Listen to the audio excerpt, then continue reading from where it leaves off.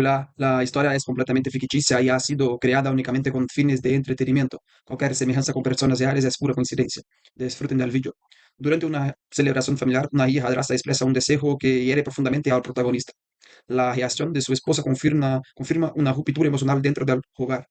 Ante ese rechazo, él decide apartarse por completo y reorganizar su vida. Gracias. Mi hijastra declaró, el deseo de cumpleaños perfecto, que te vayas de esta familia para siempre. Mi esposa asintió en señal de aprobación, así que desaparecí por completo. Después de liquidar los activos conjuntos y de tener su fondo fiduciario, lo que dejé en su habitación de la residencia, las destruyó a ambas. La mesa del comedor tenía ese mantel blanco que Valeria insistió en comprar cuando nos mudamos, el que nunca se usaba salvo en fechas importantes. Era el cumpleaños de mi hijastra Natalia, 18 años. Había globos, pasteles de 3 capas, los primos, las tías, todo el círculo familiar reunido en esa sala. Me había esforzado durante semanas organizando esa celebración. Contraté el catering, pagué el local, coordiné los detalles con cada invitado. Pensé que era un gesto de amor hacia la familia que intenté construir durante 11 años. Natalia se puso de pie con la copa de refresco en la mano, como si fuera a dar un brindis. Todos callaron. Me miró fijamente y sonrió de esa manera que nunca fue cariñosa, esa sonrisa que siempre tuvo un filo debajo. Mi deseo de cumpleaños, dijo despacio, saboreando cada sílaba, es que te vayas de esta familia para siempre, Rodrigo. El silencio que siguió fue del tipo que corta. No hubo una carcajada nerviosa, no hubo nadie que dijera algo para aliviar el momento. Solo vi a Valeria, mi esposa de 11 años, asentir con la cabeza desde el otro extremo de la mesa, lenta y deliberada, como si llevara mucho tiempo esperando ese instante. La copa que tenía en la mano la puse sobre la mesa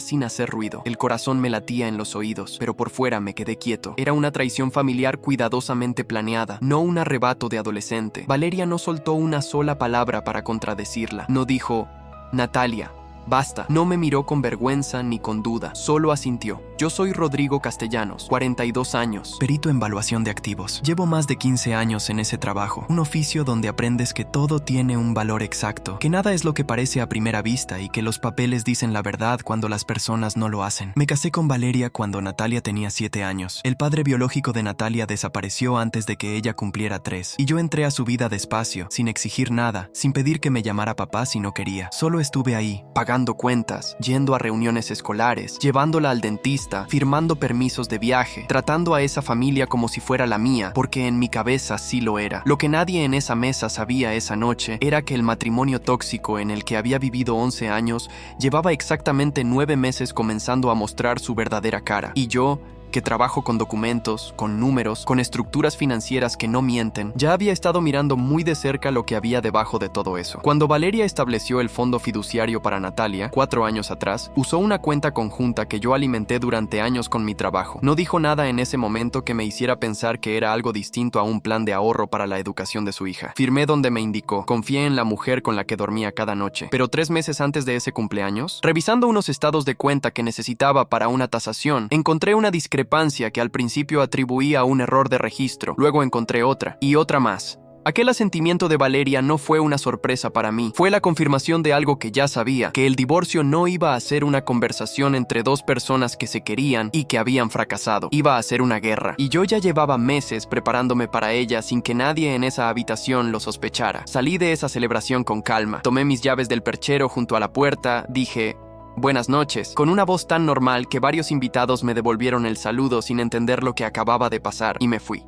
Escuché a mis espaldas que alguien empezaba a aplaudir. No me detuve a verificar quién. Manejé 40 minutos hasta el apartamento de mi hermano mayor, Ernesto, que vive solo desde que se separó hace 3 años y que tiene una habitación libre que nunca ocupa. Llegué sin avisar. Toqué el timbre una vez. Cuando abrió y me vio la cara, no preguntó nada. Solo se hizo a un lado. Abrió la puerta del todo y dijo, «¿Hay café?». Esa noche, sentado en la cocina de Ernesto con una taza entre las manos, repasé mentalmente todo lo que había estado documentando. Los estados de cuenta, las transferencias que no cuadraban, los registros del fondo fiduciario que revelaban movimientos que yo nunca autoricé. Había hablado semanas atrás con Damián Reyes, un colega que entendía de estas estructuras tanto como yo, y lo que él confirmó después de revisar todo fue que Valeria había estado usando ese fondo como si fuera su dinero personal, con Natalia como justificación emocional, pero con ella misma como beneficiaria real de las decisiones. La traición familiar no empezó esa noche con el brindis de Natalia. Empezó mucho antes, en algún momento en que Valeria decidió que yo era un instrumento útil y no una persona a quien le debía lealtad. Lo que cambió esa noche fue que ya no me importaba fingir que no lo sabía. Al día siguiente, temprano, hice 3 llamadas. La primera fue a mi banco para separar formalmente mi participación en la cuenta conjunta. La segunda fue al administrador del fondo fiduciario para notificar que estaba iniciando una revisión formal de todos los movimientos desde su creación, algo que como cofirmante original tenía pleno derecho a hacer. La tercera fue a Ernesto para decirle que iba a necesitar esa habitación por un tiempo. Valeria llamó esa misma mañana. No contesté. Llegaron 6 mensajes en menos de 2 horas, el tono escalando de la indiferencia al enojo y del enojo a algo que sonaba casi a pánico. El último decía: Rodrigo, tenemos que hablar antes de que hagas algo que no tenga marcha atrás. Lo leí 2 veces, lo guardé como evidencia y no respondí. Lo que Valeria no sabía es que la venganza perfecta no se parece a los gritos ni a las escenas. Se parece a un hombre que conoce exactamente qué papeles firmar y en qué orden. Mi hijastra declaró: el deseo de cumpleaños perfecto, que te vayas de esta familia para siempre. Mi esposa asintió en señal de aprobación, así que desaparecí por completo. Después de liquidar los activos conjuntos y de tener su fondo fiduciario, lo que dejé en su habitación de la residencia las destruyó a ambas. La mesa del comedor tenía ese mantel blanco que Valeria insistió en comprar cuando nos mudamos, el que nunca se usaba salvo en fechas importantes. Era el cumpleaños de mi hijastra Natalia, 18 años. Había globos, pasteles de 3 capas, los primos, las tías, todo el círculo familiar reunido en esa sala. Me había esforzado durante semanas organizando esa celebración. Contraté el catering, pagué el local, coordiné los detalles con cada invitado. Pensé que era un gesto de amor hacia la familia que intenté construir durante 11 años. Natalia se puso de pie con la copa de refresco en la mano, como si fuera a dar un brindis. Todos callaron. Me miró fijamente y sonrió de esa manera que nunca fue cariñosa, esa sonrisa que siempre tuvo un filo debajo. Mi deseo de cumpleaños, dijo despacio, saboreando cada sílaba, es que te vayas de esta familia para siempre, Rodrigo. El silencio que siguió fue del tipo que corta. No hubo una carcajada nerviosa, no hubo nadie que dijera algo para aliviar el momento. Solo vi a Valeria, mi esposa de 11 años, asentir con la cabeza desde el otro extremo de la mesa, lenta y deliberada, como si llevara mucho tiempo esperando ese instante. La copa que tenía en la mano, la puse sobre la mesa sin hacer ruido. El corazón me latía en los oídos, pero por fuera me quedé quieto. Era una traición familiar cuidadosamente planeada, no un arrebato de adolescente. Valeria no soltó una sola palabra para contradecirla. No dijo: Natalia, basta. No me miró con vergüenza ni con duda, solo asintió. Yo soy Rodrigo Castellanos, 42 años, perito en evaluación de activos. Llevo más de 15 años en ese trabajo, un oficio donde aprendes que todo tiene un valor exacto, que nada es lo que parece a primera vista y que los papeles dicen la verdad cuando las personas no lo hacen. Me casé con Valeria cuando Natalia tenía 7 años. El padre biológico de Natalia desapareció antes de que ella cumpliera 3, y yo entré a su vida despacio, sin exigir nada, sin pedir que me llamara papá si no quería. Solo estuve ahí, pagando cuentas, yendo a reuniones escolares, llevándola al dentista, firmando permisos de viaje, tratando a esa familia como si fuera la mía, porque en mi cabeza sí lo era. Lo que nadie en esa mesa sabía esa noche era que el matrimonio tóxico en el que había vivido 11 años llevaba exactamente 9 meses comenzando a mostrar su verdadera cara. Y yo, que trabajo con documentos, con números, con estructuras financieras que no mienten, ya había estado mirando muy de cerca lo que había debajo de todo eso. Cuando Valeria estableció el fondo fiduciario para Natalia, 4 años atrás, usó una cuenta conjunta que yo alimenté durante años con mi trabajo. No dijo nada en ese momento que me hiciera pensar que era algo distinto a un plan de ahorro para la educación de su hija. Firmé donde me indicó, confié en la mujer con la que dormía cada noche. Pero 3 meses antes de ese cumpleaños, revisando unos estados de cuenta que necesitaba para una tasación, encontré una discrepancia que al principio atribuí a un error de registro. Luego encontré otra, y otra más. Aquel asentimiento de Valeria no fue una sorpresa para mí. Fue la confirmación de algo que ya sabía, que el divorcio no iba a ser una conversación entre 2 personas que se querían y que habían fracasado. Iba a ser una guerra, y yo ya llevaba meses preparándome para ella sin que nadie en esa habitación lo sospechara. Salí de esa celebración con calma, tomé mis llaves del perchero junto a la puerta. Dije: buenas noches, con una voz tan normal que varios invitados me devolvieron el saludo sin entender lo que acababa de pasar, y me fui. Escuché a mis espaldas que alguien empezaba a aplaudir. No me detuve a verificar quién. Manejé 40 minutos hasta el apartamento de mi hermano mayor, Ernesto, que vive solo desde que se separó hace 3 años y que tiene una habitación libre que nunca ocupa. Llegué sin avisar. Toqué el timbre una vez. Cuando abrió y me vio la cara, no preguntó nada. Solo se hizo a un lado, abrió la puerta del todo y dijo: «Hay café». Esa noche Sentado en la cocina de Ernesto con una taza entre las manos, repasé mentalmente todo lo que había estado documentando. Los estados de cuenta, las transferencias que no cuadraban, los registros del fondo fiduciario que revelaban movimientos que yo nunca autoricé. Había hablado semanas atrás con Damián Reyes, un colega que entendía de estas estructuras tanto como yo, y lo que él confirmó después de revisar todo fue que Valeria había estado usando ese fondo como si fuera su dinero personal, con Natalia como justificación emocional, pero con ella misma como beneficiaria real de las decisiones. La traición familiar no empezó esa noche con el brindis de Natalia. Empezó mucho antes, en algún momento en que Valeria decidió que yo era un instrumento útil y no una persona a quien le debía lealtad. Lo que cambió esa noche fue que ya no me importaba fingir que no lo sabía. Al día siguiente, temprano, hice 3 llamadas. La primera fue a mi banco, para separar formalmente mi participación en la cuenta conjunta. La segunda fue al administrador del fondo fiduciario, para notificar que estaba iniciando una revisión formal de todos los movimientos desde su creación, algo que como cofirmante original tenía pleno derecho a hacer. La tercera fue a Ernesto para decirle que iba a necesitar esa habitación por un tiempo. Valeria llamó esa misma mañana. No contesté. Llegaron 6 mensajes en menos de 2 horas, el tono escalando de la indiferencia al enojo y del enojo a algo que sonaba casi a pánico. El último decía: Rodrigo, tenemos que hablar antes de que hagas algo que no tenga marcha atrás. Lo leí 2 veces, lo guardé como evidencia y no respondí. Lo que Valeria no sabía es que la venganza perfecta no se parece a los gritos ni a las escenas. Se parece a un hombre que conoce exactamente qué papeles firmar y en qué orden. Los primeros días en el apartamento de Ernesto fueron extraños, no incómodos, solo extraños. Tenía 42 años y estaba durmiendo en una cama prestada, usando una almohada que olía a tela de departamento ajeno, escuchando el tráfico de una calle que no era la mía. Pero había algo que no sentí en ningún momento de esos primeros días, y ese algo era arrepentimiento. Ernesto no me preguntó demasiado la primera noche. Me dio café, me mostró dónde estaba la toalla limpia y apagó la luz del pasillo cuando se fue a dormir. Pero al día siguiente, mientras desayunábamos, sí preguntó: ¿cuánto tiempo lo sabías? Le respondí con honestidad: 9 meses de certeza, quizás más de sospecha. Él no dijo nada durante un momento. Luego puso la taza sobre la mesa y me miró. ¿Y el cumpleaños? Fue el último empujón que necesitaba para salir sin dudar. Ernesto asintió despacio. Bien,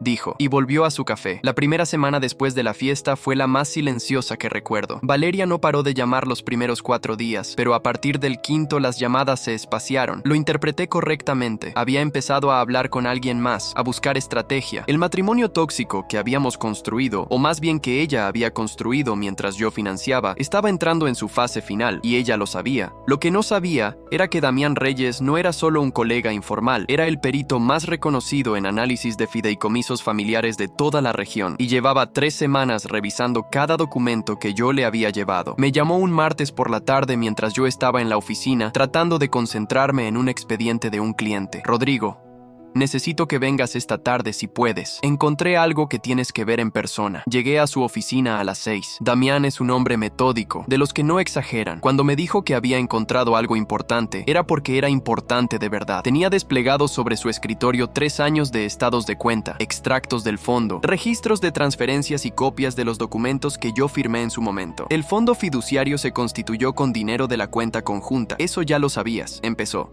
Pero lo que no sabías es que Valeria realizó modificaciones a los términos del fideicomiso 2 años después de su creación, cambios que requieren firma de ambas partes o un poder notarial. Aquí tienes documentos firmados con tu nombre en fechas en que yo puedo verificar que estabas fuera del país en viaje de trabajo. Me quedé mirando el papel durante varios segundos. Sentí algo frío bajarme por la espalda. No era rabia todavía, era esa sensación que conozco bien de mi trabajo, cuando un número que debería cuadrar no cuadra, y de repente entiendes que no fue un error, que alguien lo hizo a propósito. ¿Qué significa eso en términos prácticos? Pregunté.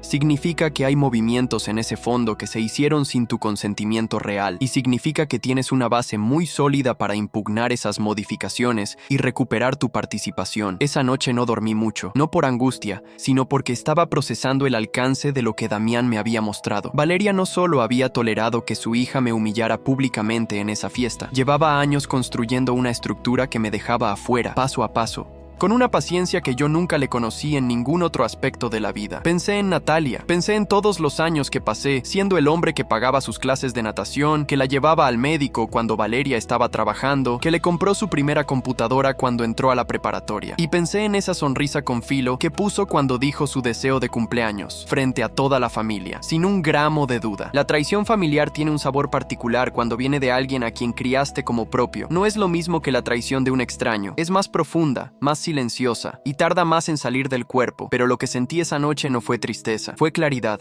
Al día siguiente llamé a mi madre, doña Berta Castellanos, 68 años, una mujer que detecta las mentiras con la misma facilidad con que lee el clima. Le conté todo. La fiesta, el brindis de Natalia, el asentimiento de Valeria, los documentos que Damián había encontrado. Hubo un silencio largo del otro lado del teléfono. Luego mi madre dijo, con esa voz suya que no sube el tono pero que tiene peso: Rodrigo, yo siempre supe que esa mujer te veía como una solución, no como un hombre. Pero no te lo dije porque pensé que tú eras feliz. Mamá, yo también pensé que era feliz. ¿Y ahora? Ahora sé que no lo era y sé lo que tengo que hacer. Mi madre no lloró, solo dijo: cuenta con nosotros, y eso fue suficiente. La siguiente persona a quien le conté fue a mi prima Lucía, que trabaja en Administración de Recursos Humanos y que desde siempre tuvo una relación distante con Valeria sin que yo entendiera bien por qué. Cuando le conté lo de la fiesta, Lucía guardó silencio un momento y luego dijo algo que me sorprendió. ¿Sabes que Natalia publicó algo esa noche en sus redes? No lo sabía. No seguía a Natalia en ninguna red desde hacía 2 años, después de que ella misma me eliminó sin decir nada. Publicó una foto de la fiesta con el texto: por fin libre de la carga, con el nombre del restaurante y todo. Guardé esa información. No sé si Lucía entendió en ese momento por qué no reaccioné con más emoción, pero yo sí entendí. Esa publicación iba a ser útil más adelante. El proceso del divorcio lo inicié formalmente 10 días después de la fiesta. Valeria recibió la notificación un jueves por la mañana. Supe que la recibió porque Ernesto me llamó 20 minutos después para decirme que Valeria había llamado a su teléfono, que no tenía mi número nuevo, buscando hablar conmigo. ¿Qué le dijiste?, le pregunté. Le dije que no tenía idea de cómo contactarte, respondió Ernesto, sin el menor rastro de culpa en la voz. Esa tarde, Valeria consiguió mi número a través de no sé quién y me llamó directamente. Esta vez sí contesté, no porque quisiera hablar, sino porque necesitaba saber hasta dónde llegaba su capacidad de fingir que nada había pasado. Rodrigo, esto es una locura, fueron sus primeras palabras. ¿Divorcio? ¿En serio? ¿Por una tontería de Natalia en su cumpleaños? La escuché hablar durante casi 2 minutos sin interrumpirla. Habló de que Natalia era joven, de que los jóvenes dicen cosas sin pensar, de que yo estaba reaccionando de manera exagerada, de que teníamos 11 años juntos y que no podía tirarlos a la basura por una noche. Cuando terminó dije: Valeria, ¿el 15 de marzo del año pasado estabas tú en mi casa? Silencio. Porque ese día yo estaba en Monterrey, en una evaluación que puedo documentar con tickets de avión, facturas de hotel y correos fechados. Y ese mismo día hay un documento firmado con mi nombre en la notaría donde se modificaron los términos del fondo fiduciario. El silencio que siguió fue de otro tipo. Ya no era el silencio de alguien que busca qué decir, era el silencio de alguien que acaba de entender que la conversación que estaba teniendo no era la que pensaba. Rodrigo, yo puedo explicar. No esta noche, dije. Habla con quien te esté asesorando, que revisen todo bien antes de que hablemos formalmente. Colgué. Ernesto estaba en el sillón cuando entré a la sala. Me miró. ¿Cómo estuvo? Le respondí sirviéndome un vaso de agua y bebiéndomelo de un trago, exactamente como esperaba. Y esa noche, por primera vez en semanas, dormí de corrido hasta las 7 de la mañana. Pero lo que vino después no fue tranquilo. 3 días más tarde, recibí una llamada de la tía Rosario, hermana de Valeria, una mujer a quien siempre traté con respeto y que me llamó para decirme, con ese tono que usan cuando creen que están siendo razonables, que la familia consideraba que yo estaba siendo demasiado duro con Valeria y con Natalia, que Natalia era prácticamente una niña y que yo no podía arruinar una familia por un momento de tensión en una fiesta. La escuché con paciencia y cuando terminó, le pregunté algo muy simple. Rosario, ¿sabías que hay documentos firmados con mi nombre en fechas en que yo estaba fuera del país? Otro silencio. Luego, no sé de qué me estás hablando. Pronto lo sabrás, le dije. Y colgué. Lo que ninguna de las dos había calculado era que la justicia divina no siempre llega en forma de tormenta. A veces llega en forma de un hombre paciente que sabe exactamente qué papeles presentar y en qué orden. Y yo apenas estaba empezando. El proceso formal del divorcio es algo que la gente imagina como una sucesión de conversaciones dramáticas, de documentos firmados con manos temblorosas, de jueces que interrumpen y abogados que gritan. La realidad es mucho más lenta y más fría. Es semanas de espera entre notificaciones, de correos formales donde todo suena distante, de números en papeles que representan 11 años de vida, pero que en el expediente son solo cifras. Yo lo viví con una calma que sorprendió a todos menos a Ernesto, que me conoce desde que teníamos pelo. Él sí entendió. No es que no te duela, me dijo una noche. Es que ya lo procesaste antes de que pasara. Tenía razón. 9 meses de ver los números sin que cuadren te preparan para casi todo. La revisión formal del fondo fiduciario que inició Damián tomó 4 semanas completas. 4 semanas en que Valeria debió haber estado muy incómoda, aunque ella nunca me lo mostró directamente. Lo que sí mostró fue una escalada gradual en sus intentos de comunicarse conmigo a través de terceros, porque yo no contestaba sus llamadas directas. Primero fue la tía Rosario, ya lo conté. Luego fue una amiga común llamada Patricia, que me escribió un mensaje diciéndome que Valeria estaba muy afectada y que quizás valía la pena hablar antes de que todo se complicara más. Le respondí con educación que el proceso ya estaba en marcha y que cualquier comunicación debía ser a través de los canales formales. Luego, casi al final de la tercera semana, llegó el intento que menos esperaba. Natalia me llamó. No sé cómo consiguió mi número nuevo. Probablemente alguien de la familia que todavía me tenía en sus contactos. Contesté porque el número era desconocido y a veces contesto números desconocidos por trabajo. Rodrigo. Su voz sonaba diferente. No tenía ese filo de la fiesta. Sonaba más joven, más pequeña. Natalia, necesito hablar contigo. Una pausa. Mi mamá está muy asustada. Dice que podrían quitarle todo. Respiré despacio. Natalia, lo que le pase a los activos del fondo es consecuencia de cómo se manejaron, no de mí. Pero tú puedes parar esto. Otra pausa. Yo sé que lo que dije en la fiesta estuvo mal. La escuché decir eso y sentí algo que no fue ternura sino reconocimiento. Esa era la Natalia que aparecía cuando algo salía mal, la que sabía exactamente qué tono usar, no la Natalia que sonreía con filo frente a 30 personas. Natalia, ¿eso lo dices porque lo piensas o porque tu madre te pidió que llamaras? Silencio largo. Pensé eso. Dije, que hables bien, y colgué. El matrimonio tóxico tiene esa característica particular. Cuando empieza a desmoronarse, todos los que participaron de su estructura intentan convencerte de que el problema eres tú, que eres inflexible, que reaccionas mal, que no tienes proporcionalidad. Lo que nunca dicen es lo que hicieron para llegar hasta ahí. La semana siguiente fue la más tensa del proceso. Damián presentó formalmente su informe pericial ante el administrador del fondo, con copia para el registro notarial correspondiente. El informe documentaba 3 modificaciones realizadas al fideicomiso en los últimos 2 años, 2 de ellas con firmas que presentaban inconsistencias técnicas que Damián describió en términos precisos y medidos como corresponde a un perito de su nivel. No usó la palabra falsificación en ningún momento. Usó irregularidades que requieren verificación de autenticidad. El resultado era el mismo. Cuando Valeria recibió copia de ese informe a través de su representante, algo cambió. Hasta ese momento había estado actuando desde una posición de quien cree que puede negociar. Después de ese informe, empezó a actuar desde una posición de quien intenta limitar el daño. Hubo una reunión formal entre representantes, sin nosotros 2 presentes, donde se discutieron los términos de la liquidación de activos conjuntos. Yo no estaba en esa sala, pero Ernesto me llamó esa tarde porque había almorzado con un conocido que trabaja cerca de ese edificio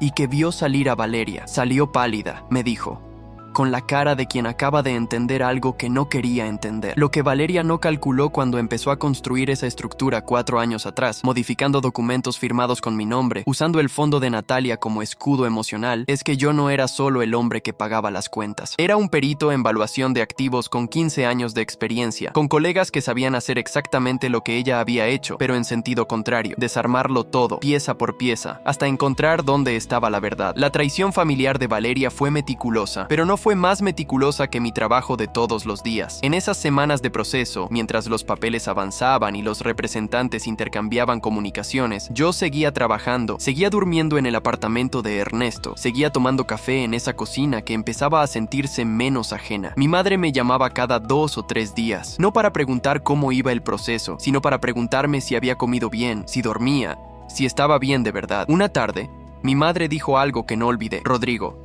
lo que te hicieron no tiene nombre bonito, pero lo que tú estás haciendo sí tiene nombre. Se llama dignidad. También hubo algo más en esas semanas que cambió la dinámica sin que yo lo planeara. La publicación que Natalia hizo esa noche del cumpleaños, la foto con el texto "por fin libre de la carga", empezó a circular entre personas que conocían nuestra historia. No porque yo la difundiera, sino porque en los grupos familiares, en los que yo ya no participaba, pero que varios primos seguían activos, alguien la mencionó. Y esa mención generó conversaciones. Lucía me llamó una tarde para contarme que en uno de esos grupos, la tía Rosario había intentado defender a Natalia diciendo que fue una broma entre jóvenes y que la respuesta que recibió de varios primos mayores no fue la que esperaba. Que alguien dijo, con nombre y todo, que Rodrigo había pagado 11 años la vida de esa familia y que lo menos que merecía era respeto. No intervine en ninguna de esas conversaciones. No necesité hacerlo. La justicia divina a veces funciona así. No requiere que el afectado haga ruido, solo requiere que la verdad llegue a donde tiene que llegar por su propio camino. El divorcio avanzó. Semana tras semana, los documentos se fueron ordenando. La liquidación de los activos conjuntos tomó más tiempo del esperado porque había que deshacer primero las irregularidades del fondo fiduciario, restaurar la situación a cómo debía haber estado y entonces sí hacer la división que correspondía legalmente. Damián me llamó un viernes para darme una actualización. Esto va bien para ti, Rodrigo. La otra parte lo sabe. Solo están buscando el mejor ángulo para minimizar el impacto. Le pregunté cuánto tiempo más. Unas semanas más. Pero el resultado no va a cambiar. Esa tarde, caminando de regreso al apartamento de Ernesto con el frío de noviembre en la cara, pensé en esa noche de la fiesta, en el mantel blanco, en los globos, en los 20 y tantos parientes que estaban ahí y que vieron a Natalia de pie con su copa, sonriendo con ese filo, y a Valeria asintiendo desde el otro extremo de la mesa. No pensé en venganza perfecta como una satisfacción personal. Lo pensé como una consecuencia. Lo que ellas pusieron en marcha esa noche no fue una travesura de cumpleaños. Fue el último eslabón de una cadena que empezó años antes y que ahora tenía un peso que ellas dos iban a tener que cargar. Lo único que yo había hecho era dejar de sostenerla. Pero lo que nadie sabía todavía, ni siquiera Ernesto, era que en esas semanas de proceso, mientras revisaba documentos con Damián y esperaba notificaciones formales, había recibido una llamada de alguien completamente inesperado. Alguien cuya información iba a cambiar el alcance de todo lo que estaba pasando de una manera que yo mismo no había anticipado. Esa llamada llegó un miércoles por la tarde, mientras yo estaba sentado en la oficina de Damián revisando los últimos detalles del informe pericial. El número que apareció en la pantalla era de una ciudad diferente. Lo contesté sin saber qué esperar. ¿Rodrigo Castellanos? Una voz de mujer, seria,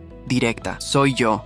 Me llamo Graciela Fuentes. Soy la administradora original del fondo fiduciario que su esposa constituyó hace 4 años. Necesito hablar con usted sobre algo que descubrí cuando me contactó el perito Reyes. Una pausa breve. Hay algo en ese fondo que va más allá de las irregularidades que ya documentó, algo que usted todavía no sabe. Ese miércoles, cuando Graciela Fuentes dijo que había algo que yo todavía no sabía, sentí el peso específico de esas palabras. En mi trabajo, cuando alguien dice, hay algo más, casi siempre lo hay, y casi siempre es lo que cambia todo. Quedamos en reunirnos 2 días después, un viernes por la tarde, en una cafetería neutral a mitad de camino entre su ciudad y la mía. Damián quiso acompañarme, le dije que no, que iba a escucharla primero solo. Él no discutió, pero me pidió que grabara la conversación si ella accedía. Accedió. Graciela Fuentes tenía unos 55 años, cabello corto, ropa sobria. Llegó antes que yo y ya tenía un café frente a ella cuando entré. Se levantó para saludarme con un apretón de manos firme. No había nerviosismo en sus gestos, pero sí una especie de peso, como el de alguien que lleva tiempo cargando algo que no le corresponde. Gracias por venir, dijo. Sé que esto es difícil para usted. Cuénteme qué encontró. Fue directa. Cuando Damián la contactó para verificar la constitución original del fondo, Graciela revisó sus archivos del proceso completo y al comparar los documentos originales con las copias que Damián le envió, encontró algo que no encajaba. El fondo se constituyó con un monto inicial de 100,000 pesos, aportados de la cuenta conjunta de ustedes dos. Empezó. Eso está en el documento original que usted firmó, pero hay un segundo aporte que se registró 6 meses después, por 85,000 pesos adicionales, que no proviene de la cuenta conjunta. ¿De dónde proviene? Graciela puso sobre la mesa una hoja con el registro de la transferencia. De una cuenta personal a nombre de Valeria Saavedra, un apellido que yo no reconocí, que no es el apellido de soltera de Valeria, aclaré.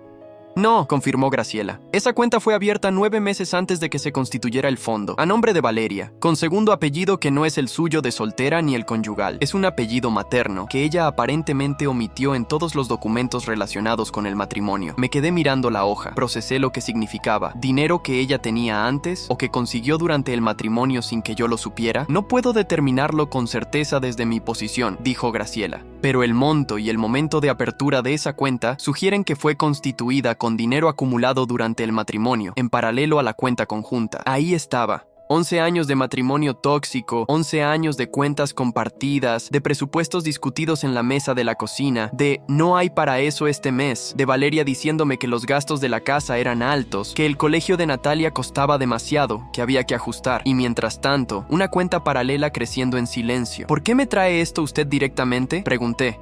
Graciela sostuvo mi mirada, porque cuando yo administré ese fondo, lo hice de buena fe con los documentos que me presentaron. Cuando me contactó el perito Reyes y empecé a ver las irregularidades posteriores, me di cuenta de que yo fui parte de una estructura que se usó para perjudicarlo a usted. No lo sabía en ese momento, pero lo sé ahora, y no me parece correcto quedarme callada. Le agradecí, no con palabras largas, solo dije, gracias, y lo dije en serio. Esa tarde, de regreso en el auto, llamé a Damián y le resumí todo. Hubo un silencio breve del otro lado de la línea y luego, Rodrigo, eso cambia el alcance de lo que podemos pedir en la liquidación significativamente. ¿Cuánto tiempo necesitas para incorporar esto? 1 semana.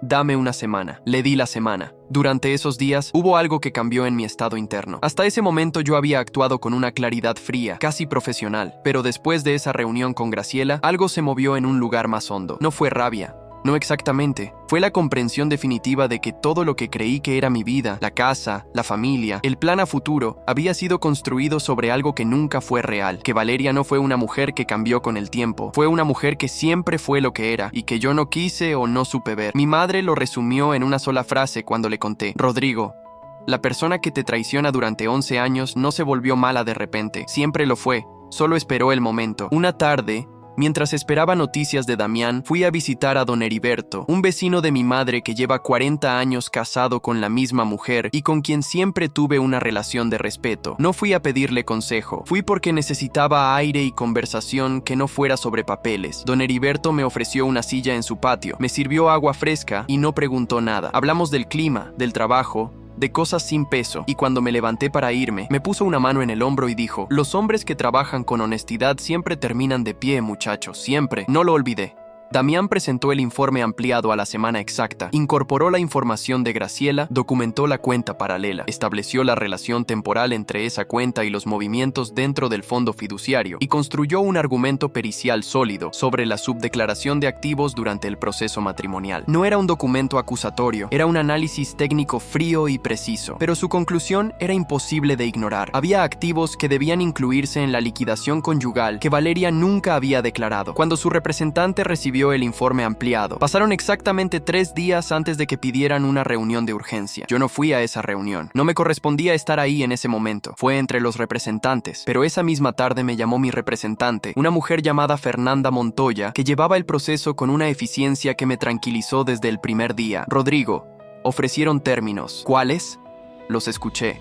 La otra parte proponía cerrar el proceso aceptando la liquidación de los activos conjuntos tal como estaban documentados originalmente, más un porcentaje de la cuenta paralela, y a cambio pedían que el informe de Damián no se presentara en ningún registro adicional. Le dije a Fernanda que necesitaba hasta el día siguiente para responder. Esa noche hablé con Ernesto. Le expliqué los términos. Él escuchó en silencio y luego preguntó, ¿qué te dice el estómago? Le respondí, que no alcanza. Entonces no alcanza, dijo.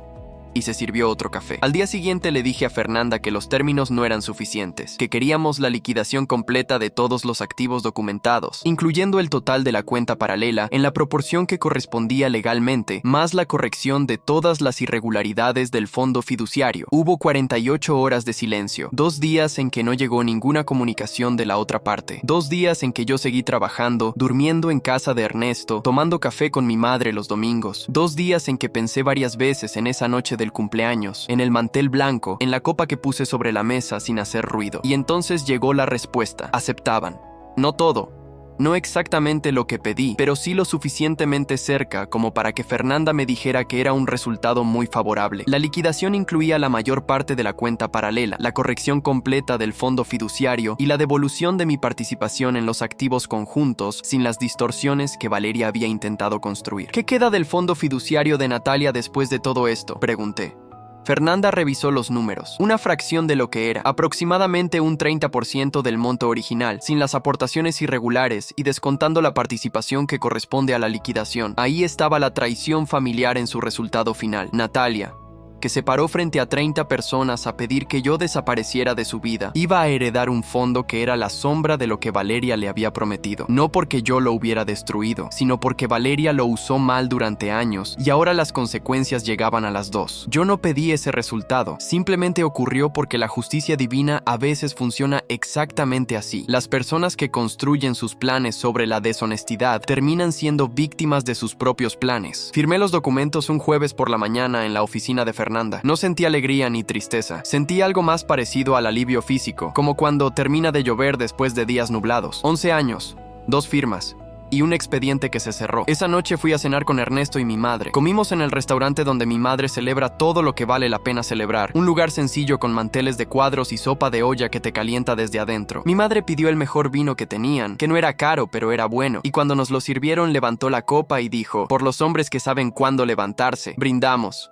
No dije discurso, solo bebí y pensé en ese otro brindis, el de Natalia con su copa de refresco y su sonrisa con filo, y en lo diferente que era ese momento de este. 3 semanas después de firmar los documentos, alquilé un departamento, no grande, no lujoso, 2 habitaciones, una sala con ventana al patio, una cocina con espacio suficiente para cocinar de verdad. Quedaba a 20 minutos de la oficina y a 15 de la casa de mi madre. Lo amueblé con calma, comprando solo lo que necesitaba, sin intentar recrear nada de lo que había tenido antes. La primera noche que dormí ahí, escuché el silencio de una casa que era completamente mía y no sentí soledad, sentí espacio. Ernesto me ayudó a cargar las cajas. Cuando terminamos, nos sentamos en el suelo de la sala con 2 cervezas que él había traído, porque todavía no tenía nada en la alacena. ¿Cómo se siente?, preguntó. ¿Cómo empezar?, le dije. Él asintió. Bien, dijo, y abrimos las cervezas. El trabajo me mantuvo ocupado de manera útil durante esas semanas. Tenía varios proyectos acumulados que había atendido a medias durante el proceso del divorcio, y ponerme al día en ellos fue una forma de recuperar el ritmo. Damián y yo nos vimos un par de veces más, ya no por el tema del fondo, sino simplemente para comer, que es algo que hacíamos de vez en cuando antes de todo esto y que habíamos dejado de hacer. En uno de esos almuerzos me dijo que Graciela Fuentes le había mandado un mensaje preguntando cómo había terminado el proceso. Le mandó un resumen breve. Ella respondió solo 2 palabras: me alegra. En esas semanas también hubo conversaciones en la familia que llegaron a mis oídos de manera indirecta, sin que yo las buscara, por Lucía. Principalmente, que me llamaba de vez en cuando no para darme información, sino simplemente para hablar. Un domingo me contó que en la última reunión familiar, la primera desde que se corrió la voz de lo que había pasado con los documentos del fondo, la tía Rosario había estado callada toda la tarde. ¿Callada cómo?, le pregunté. Callada de quien sabe que dijo lo que no debía y ya no tiene argumento, dijo Lucía.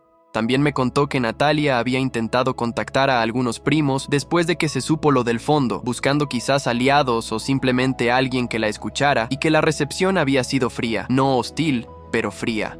Que la prima mayor, una mujer de carácter llamada Beatriz que siempre fue directa, le había dicho simplemente que lo que pasa en las familias cuando la gente actúa mal es que la gente lo recuerda. Yo no participé en ninguna de esas conversaciones, pero las escuché porque eran parte de lo que estaba pasando, y lo que estaba pasando tenía sentido. El episodio de la cuenta paralela se filtró también, no de manera espectacular, sino en esa forma lenta y silenciosa en que los secretos se mueven dentro de las familias. Nadie publicó nada, nadie organizó una confrontación, simplemente la gente fue sabiendo, y al ir sabiendo, fue reconfigurando lo que pensaba de Valeria. Mi madre me contó que doña Eugenia, una vecina de toda la vida que conocía a Valeria desde el primer año de nuestro matrimonio, la llamó un miércoles para decirle que siempre supo que esa mujer tenía algo escondido. Mi madre le respondió que no era momento para te lo dije, pero que agradecía el apoyo. Doña Eugenia le mandó tamales al día siguiente. Hubo un momento, ya entrado el mes siguiente, en que me llegó un mensaje de un número que no reconocí. Lo abrí. Era Valeria. Solo decía: Rodrigo, necesito que sepas que lo que pasó con los documentos no fue lo que parece. No respondí. No porque quisiera castigarla con el silencio, sino porque ya no había nada que decir. El proceso estaba cerrado. Los documentos estaban firmados. La explicación llegaba tarde y a un lugar vacío. Natalia no me volvió a llamar después de aquella vez en que intentó convencerme de parar el proceso. No supe directamente cómo estaba. Sí supe, por Lucía, que había entrado a la universidad en una carrera diferente a la que había planeado, porque el fondo que debía cubrir sus estudios ya no tenía los fondos que Valeria le había prometido, que estaba trabajando medio tiempo para completar los gastos, que vivía en el departamento con Valeria, en una situación que Lucía describió como tensa. No sentí satisfacción con eso, tampoco sentí lástima, sentí que las consecuencias habían llegado donde debían llegar, de la manera en que debían llegar. Natalia eligió pararse frente a 30 personas a pedirle a su padrastro de 11 años que desapareciera de su vida, y su padrastro de 11 años, que resultó ser la persona que mantenía la estructura económica de esa familia, desapareció. Exactamente como pidió. La venganza perfecta no siempre la diseña la persona que fue traicionada, a veces la diseña la propia persona que traiciona, sin saberlo. Yo no le quité nada a Natalia. Ella nunca tuvo en su nombre ninguno de los activos que se liquidaron. Lo que perdió Fue el plan que Valeria le había prometido, construido sobre dinero que Valeria no tenía el derecho de disponer sola. La traición familiar en sentido estricto fue de Valeria hacia mí. Las consecuencias, sin embargo, las pagó también Natalia, porque eligió ser parte del plan. Eso es lo que ocurre cuando construyes tu vida sobre lo que otra persona roba. Un sábado de esa época, sin que lo planeara, fui a caminar por el mercado que queda a 3 cuadras de mi departamento nuevo. Es un mercado chico, de los que todavía tienen puestos de frutas con cajas de madera y señoras que te conocen después de la segunda vez que vas. Estaba comprando naranjas cuando escuché a alguien decir mi nombre. Me volteé. Era Marisol, una mujer con quien trabajé en un proyecto de evaluación hace 4 años. Nos habíamos cruzado algunas veces desde entonces, pero nunca más que un saludo. Esa mañana, sin embargo, había algo diferente. Ella también estaba comprando sola, y cuando nos saludamos nos quedamos hablando 20 minutos en la esquina del puesto de frutas, con las bolsas en la mano, sin ninguna razón particular para seguir hablando, excepto que la conversación fluía sin esfuerzo. Antes de despedirnos me preguntó si algún día quería tomar un café. Le dije que sí, y lo dijimos los dos sin drama, sin peso, como dos personas normales que se encuentran en un mercado y descubren que tienen algo que decirse. No sé qué será eso todavía, pero sé que existe, y que tiene la textura de algo que crece en tierra limpia. Hay cosas que solo se ven bien desde cierta distancia. Cuando estás adentro del problema, cuando duermes en la misma cama que la persona que te está traicionando, y desayunas en la misma mesa y compartes el mismo techo, el engaño tiene una forma borrosa. Lo percibes, pero no lo puedes enfocar. Cuando sales de ahí y el tiempo pasa, las formas se vuelven nítidas. Ves exactamente lo que fue, sin distorsión. Hoy vivo en ese departamento de 2 habitaciones con ventana al patio. La sala ya tiene muebles que yo elegí, libros en la repisa que son los que quise tener siempre, una cafetera que hace buen café desde las 6 de la mañana. Es una vida sencilla, pero es mía entera. Ninguna parte de ella está en negativa. Ningún rincón le pertenece a una promesa que resultó ser mentira. El trabajo va bien. Después del proceso, con todo lo que documenté junto a Damián, me llegaron 2 consultas de colegas que habían escuchado de nuestra forma de manejar el análisis del fondo. Nada espectacular. Solo trabajo. Pero trabajo que viene porque alguien confía en tu criterio, y eso tiene un peso diferente. Damián y yo almorzamos el segundo viernes de cada mes desde que terminó todo. Se volvió una costumbre sin que ninguno lo propusiera formalmente. Un día simplemente quedamos para el siguiente mes y siguió pasando. En uno de esos almuerzos me contó que Graciela Fuentes había renunciado a su cargo de administradora de fideicomisos y estaba trabajando ahora como consultora independiente. Dijo que quería trabajar con personas que fueran honestas con ella, contó Damián. Entendí perfectamente. Marisol y yo tomamos ese café, y luego otro. Y luego una cena un sábado que empezó a las 8 y terminó cerca de las 12 sin que ninguno de los dos lo notara. No hubo prisa en nada. Fue la conversación de 2 personas que ya vivieron suficiente como para no necesitar apresurarse. Ella también viene de una relación que terminó mal, aunque por razones distintas. Tiene una hija de 12 años que vive con ella y que, según me contó esa noche, tiene un sentido del humor que hace reír a quien sea. No hablamos de eso en términos de futuro todavía, pero hay algo que se está construyendo, y se está construyendo sobre terreno honesto. Eso es suficiente por ahora. Mi madre me invita a comer casi todos los domingos. En esa mesa ya no hay tensión. Hay sopa, hay pan, hay conversación sin doble fondo. Ernesto viene cuando puede. Don Heriberto a veces aparece con su esposa y nos quedamos en el patio de mi madre tomando café hasta que oscurece. Son tardes sin drama. Son exactamente lo que deben ser. Lucía me llamó hace unas semanas para contarme algo que yo ya intuía, pero que no había confirmado. Valeria intentó rehacer el fondo fiduciario de Natalia con los recursos que le quedaron después de la liquidación. El monto era insuficiente para lo que Natalia necesitaba para la carrera original que tenía planeada. Según Lucía,